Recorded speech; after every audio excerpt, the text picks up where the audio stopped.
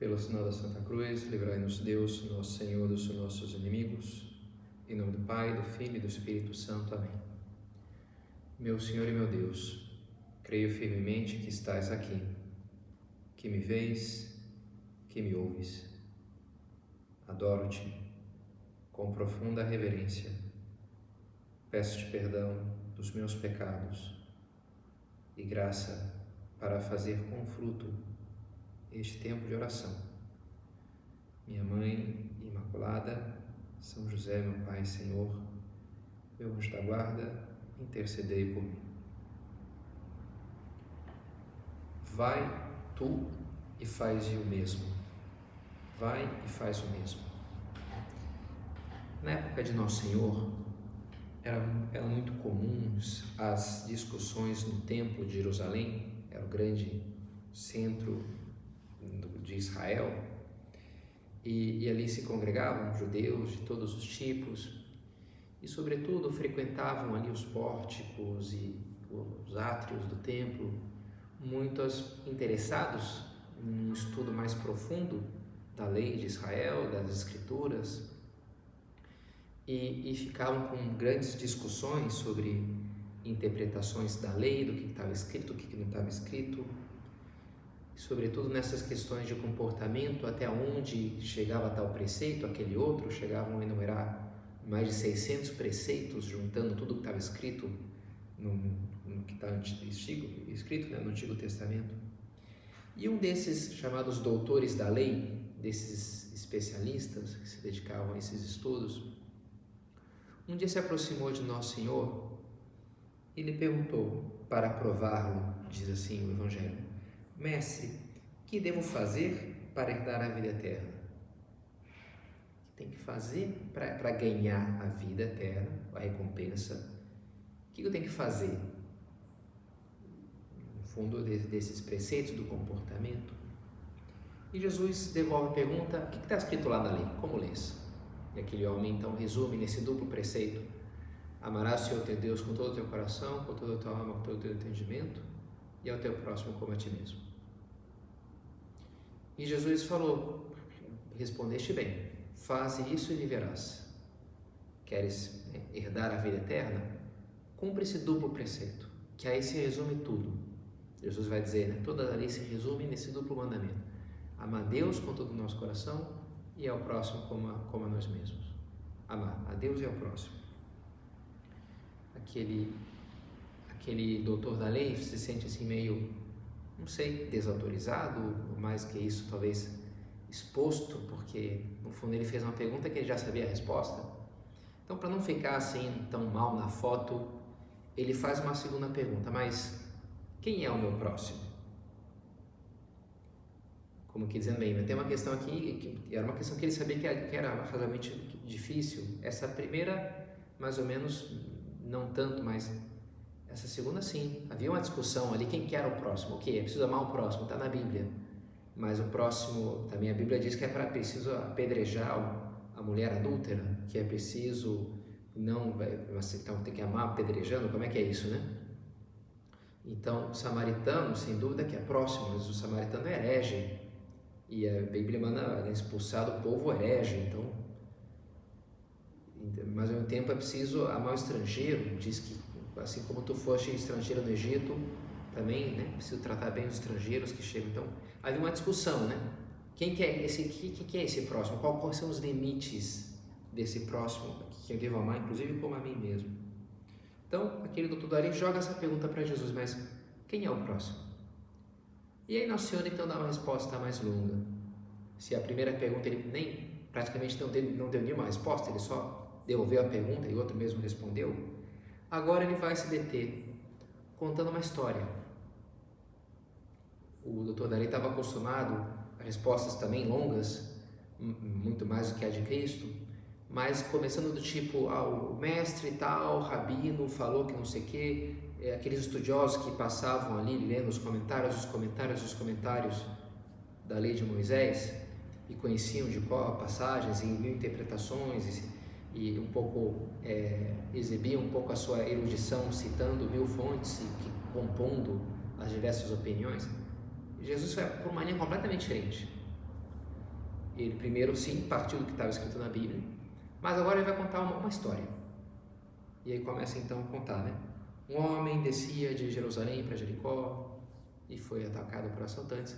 Começa então a parábola que a gente conhece como a parábola do bom samaritano, em que esse homem é atacado, lhe despojam das suas riquezas e o batem, ferem, deixam ele espancado no chão, quase morto. Passa por ali, perto de Jerusalém, né? Passa por ali um levita, olhou e passou ao largo. Passou um sacerdote, olhou para ele e passou ao largo. Eles tinham, provavelmente, a gente pode até desculpá-los, dizendo que, bem, tinham serviços no templo, não podiam ficar tocando um homem impuro, ficariam um homem com sangue, ficariam impuros. Mas, enfim, o fato é que eles passam ao largo. E passou por ali também um samaritano, justamente o inimigo, digamos assim, o herege, que olhou, moveu-se de compaixão ao que ocorre dentro dele e vai em direção, então, aproximou-se daquele homem, o tratou das suas feridas, derramou bálsamo para curá-lo, levou, pôs na sua montaria, levou à hostelaria pagou ali para que o cuidasse, então cuidou dele.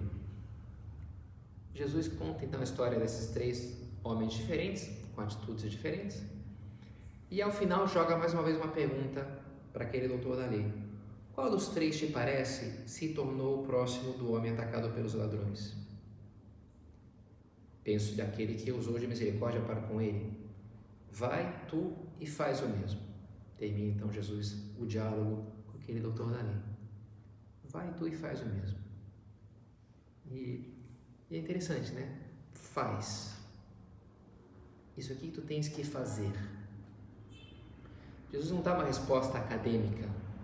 Olha, próximo é todo aquele que dá uma categoria geral e uma diferença específica que defina dentro do horizonte das coisas o que pode ser delimitado por esse nome, por essa etiqueta de próximo, né, tantos metros, tal grau de parentesco.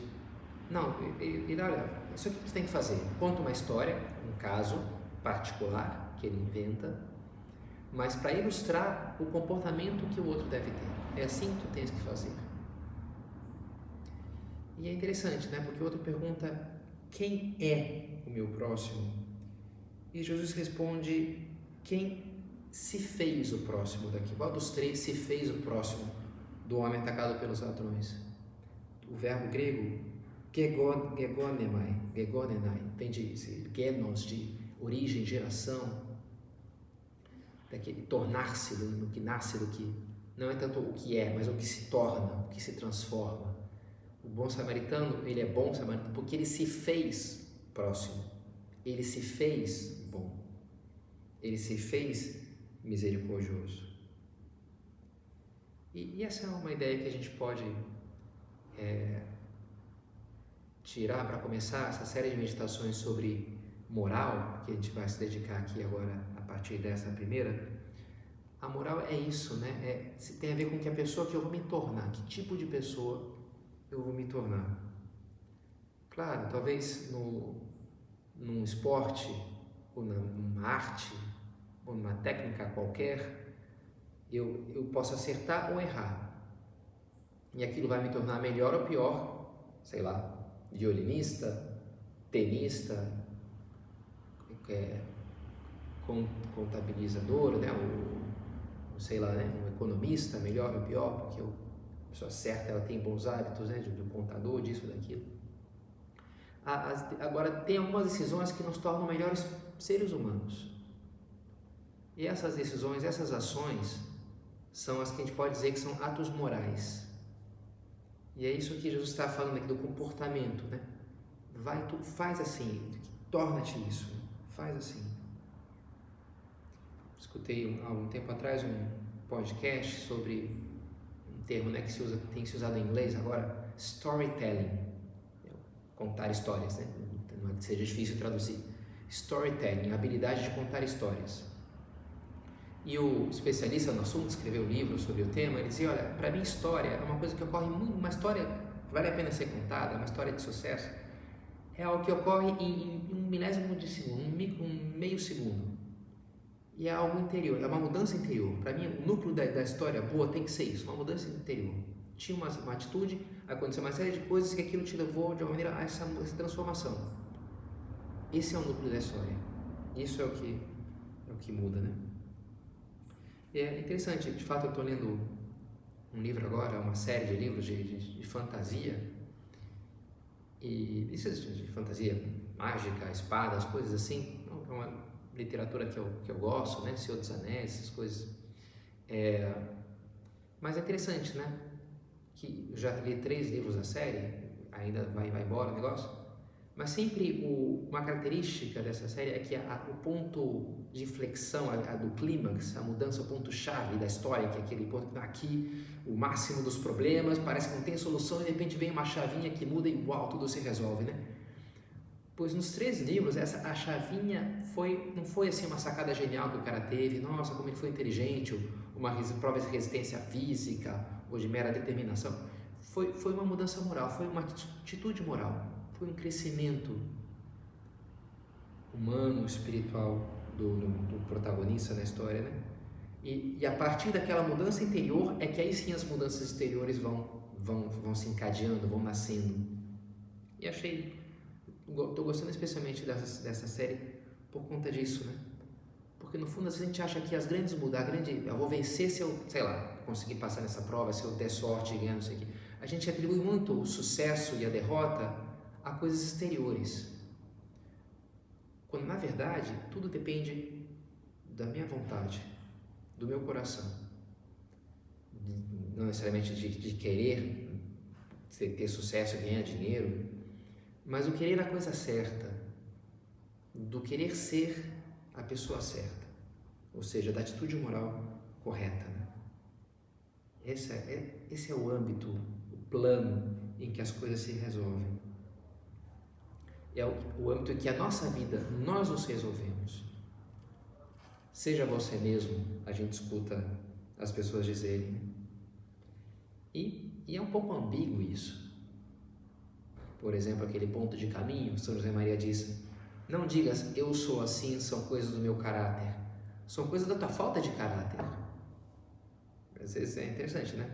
Não, porque eu sou assim espontâneo, algumas pessoas me chamam de grosseiro, mas não é virtude, não é que tu é assim, falta caráter, tu ainda tem que conquistar a delicadeza que tu não tens. Não adianta dizer não, que eu sou assim, sempre fui assim, sempre vou ser assim. Não, então sempre vai ser um perfeito grosso, um autêntico não, eu sou autêntico, um autêntico grosseiro, ou preguiçoso, ou mentiroso, ou o que for, né? Mas não há uma autenticidade verdadeira, profunda.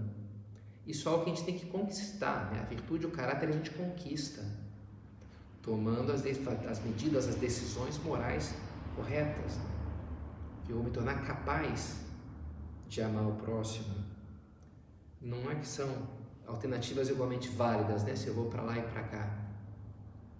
Toda a Bíblia fala isso, não, olha, eu coloco diante de ti os 2 caminhos, do bem e do mal.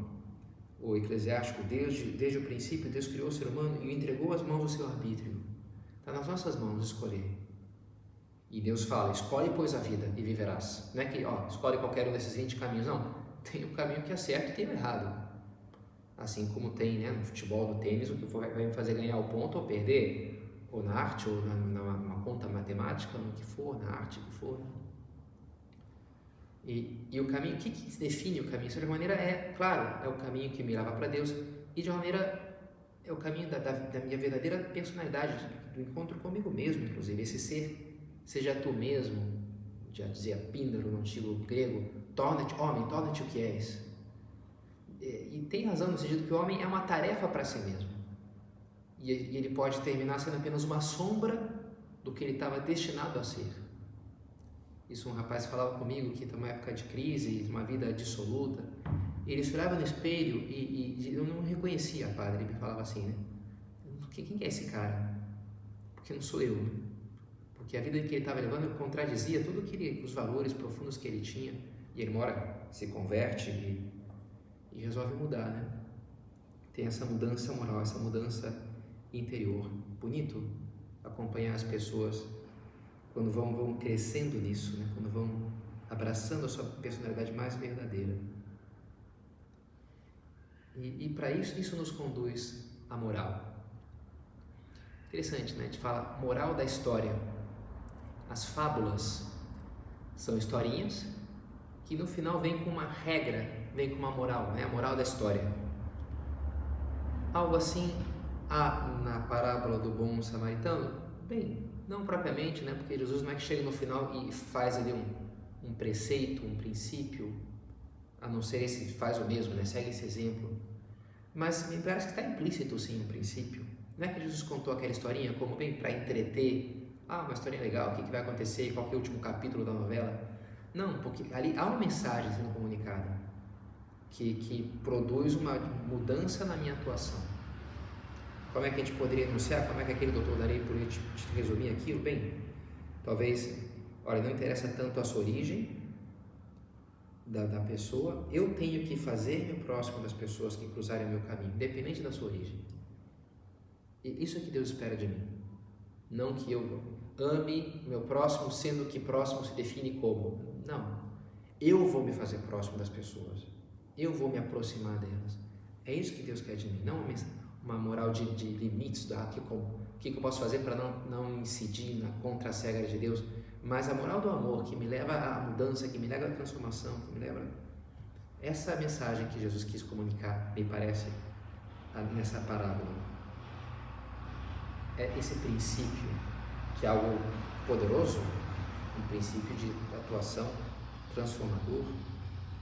E as pessoas sábias na vida, que vão adquirindo sabedoria com o tempo, elas vão incorporando princípios desse tipo, vão abraçando essas luzes que elas vão acumulando ao longo da vida, seja que vão atingindo por reflexão pessoal, pelos próprios erros, pelas próprias experiências, mais acertadas ou menos acertadas, né? Ou porque ele chega por outros caminhos.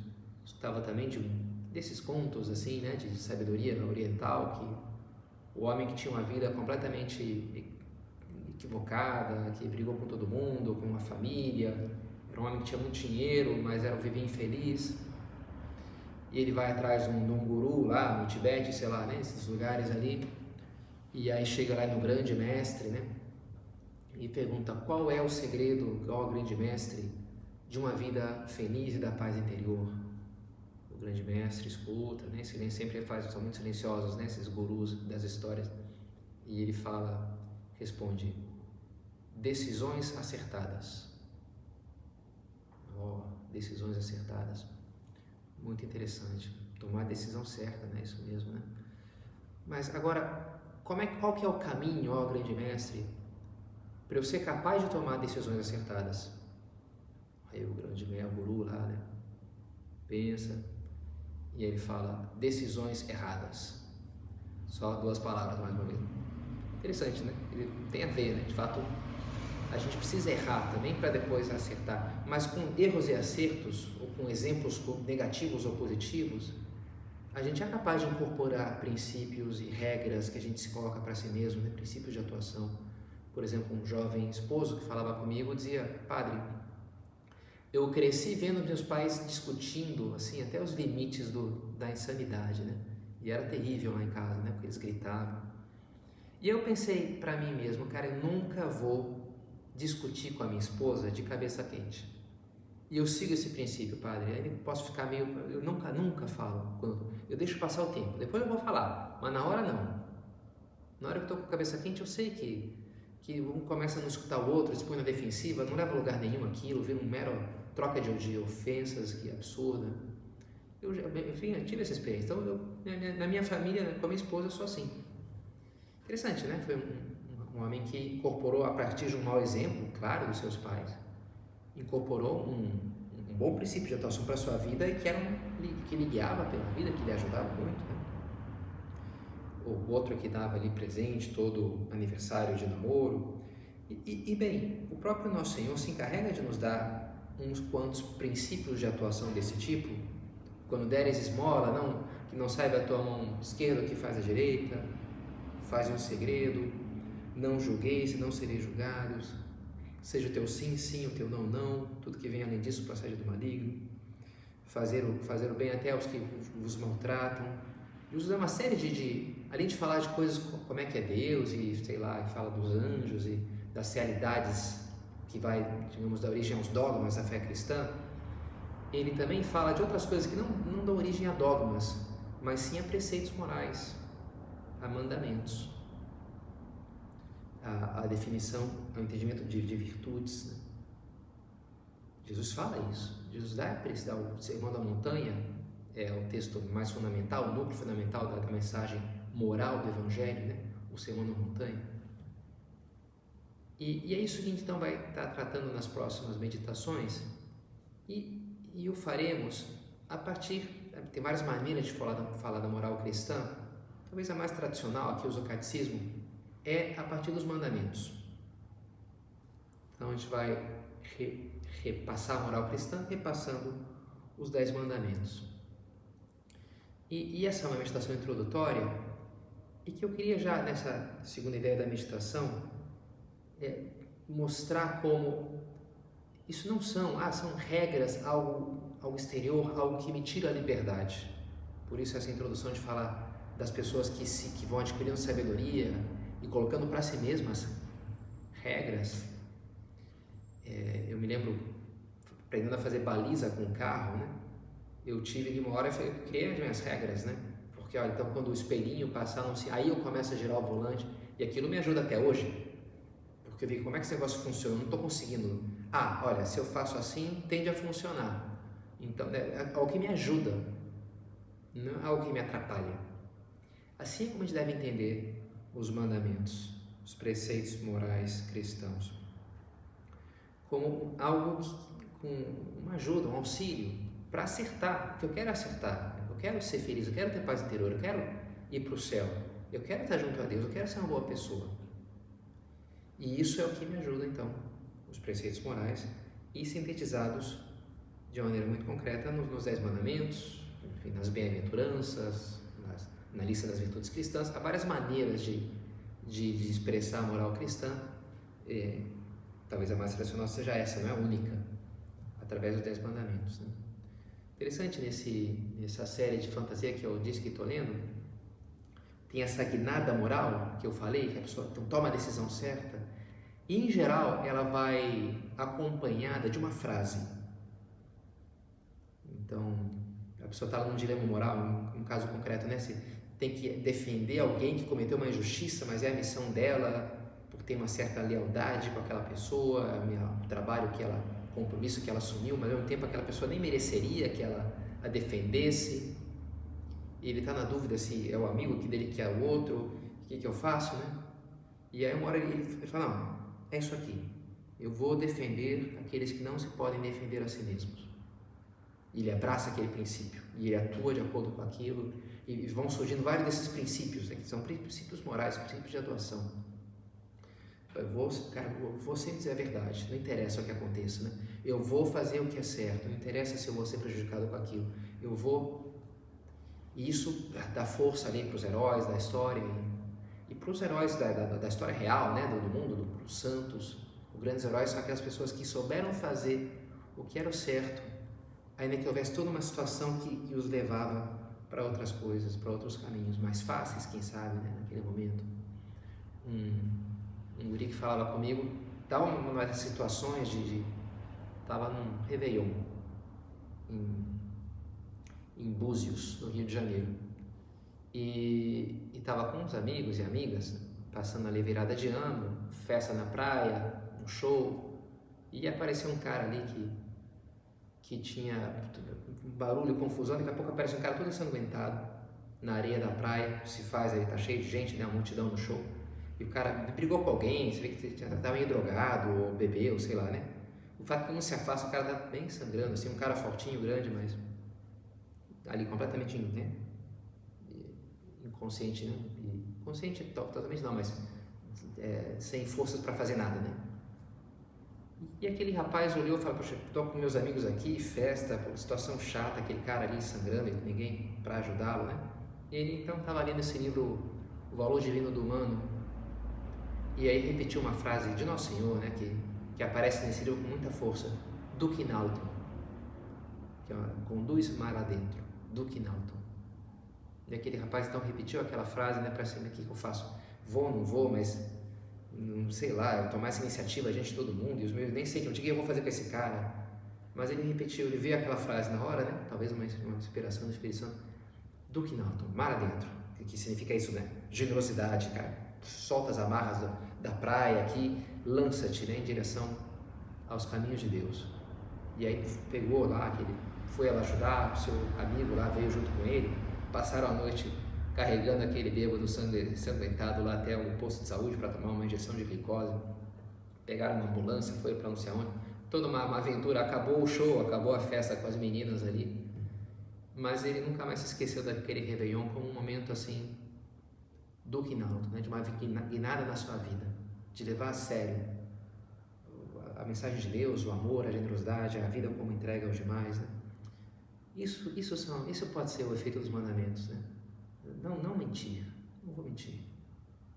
Honrar meu pai e minha mãe. E assim que queremos vê-los, né? Porque é nesse sentido que Deus nos deu. Não devemos ver como regras arbitrárias, mas como balizas. E a baliza é importante. Lá na Europa, quando neva, eu vi isso na Itália, em Abruzzi, onde passei algumas férias ali numa parte mais fria. E então tinha um altiplano, né, um planalto ali, onde a gente até subiu uma montanha, onde o Papa João Paulo II ia esquiar, e que era bem plano, né, e tinha do lado da estrada umas barras, uns paus, né, umas madeiras, pintadas de amarelo e preto. E estavam ali por quê? Porque quando nevava, aquela planície ficava tudo... E às vezes tinha um buraco, né? Então, para a pessoa saber que aqui é a estrada, né? Aqui é a rua, para eu ir com o carro, não cair num buraco, então tinha aquelas balizas. Os preceitos morais são um pouco como essas balizas. Quando eu não enxergo bem, será que eu devo fazer isso ou aquilo? E aí eu me agarro naquele preceito. Não mentir, não vou mentir. Pô, mas seria tão melhor se a gente é posto nesses dramas interiores, né? Também escutava um homem que escreveu um livro sobre isso. Por que nos custa admitir os nossos erros? E ele um psicólogo usava esse conceito da dissonância cognitiva. Enfim, não vou explicar aqui o negócio, mas em um caso concreto que ele deu, imagina que tu acredita que colar é errado, é contra os seus princípios morais colar. Mas está na prova do vestibular para medicina pela 4ª vez e não sei, a tua família depende daquela prova e não sei, né, uma situação crítica e tu tem a questão ali que vai fazer, dá para ver, e aí tu escolhe, tu cola ou não cola?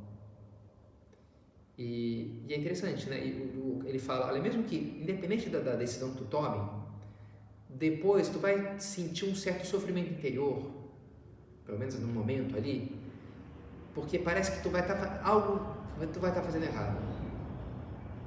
Se colar, porque bem, estou violando um princípio moral meu aqui, né? Estou colando, estou enganando, estou trapaceando. Mas também, se eu não colo, mas será que eu perdi a grande oportunidade? Sair da prova, será que eu fui um idiota? Todo mundo cola e, bem, não tinha nenhum problema. E a gente precisa, são esses dramas morais, né? Esses dramas interiores que a gente precisa resolver. E algumas soluções, entre essas, não vão deixar a paz na minha alma, e outras sim, vão trazer, né? Mas que na hora talvez não, mas com o tempo sim, eu vou conviver com aquilo, com a consciência de que não, eu fiz o que era certo aqui e a alegria dessa paz interior. Mas nem sempre vamos tomar a decisão certa, né? São Paulo diz, não faço o bem que quero, mas o mal que não quero. Nem sempre a gente acerta, nem sempre a gente na hora ali, agora eu tenho que falar tal coisa e para mostrar que não sei o que, para estabelecer a justiça, e no fundo aquilo foi uma vingança do meu orgulho, de querer me vingar, pisotear. Não é importante para mim agora, para eu descansar, porque depois aquilo sempre deixei lá pela preguiça, foi um imediatismo absurdo, eu deveria ter tomado uma outra atitude. Então muitas vezes a gente toma a decisão errada, né? E por isso os preceitos expressos em fórmulas ajudam, não só algo que me constrange, que me tira a liberdade, mas pelo contrário, me conduz no caminho do que realmente eu quero, do que realmente vai me fazer bem, o caminho da vida. assim como devemos enxergar os mandamentos e, em geral, os preceitos morais que nos traz a Escritura. Fazei o que ele vos disser. É o grande conselho que Nossa Senhora nos deixou nas bodas de Caná, falando para os serventes, referindo-se a Cristo, né? Fazei o que ele vos disser. E ela nos fala isso também agora, nos dá também a nós esse conselho, para que em meio aos dramas da vida, busquemos na oração, na nossa consciência, a voz do Senhor, que nos indica o caminho, que nos mostra a direção, e a partir daí saber dizer, como também Nossa Senhora disse, né? Faça em mim segundo a tua vontade, conforme a tua palavra. Faça em mim segundo o que tu queres. Né? Porque se a imitamos nisso, também a poderemos imitar, dizendo ao final da vida aquilo que ela dizia: Ele fez em mim coisas grandes. O Senhor nos guiará para que façamos da nossa vida algo que vale a pena. Uma vida que vale a pena ser vivida, cheia de coisas muito belas, nos tornando a pessoa que Deus quer que um dia nos tornemos. Dou-te graças, meu Deus, pelos bons propósitos, afetos e inspirações que me comunicaste nessa meditação. Peço-te ajuda para os pôr em prática. Minha Mãe Imaculada, São José, meu Pai e Senhor, meu anjo da guarda, intercedei por mim.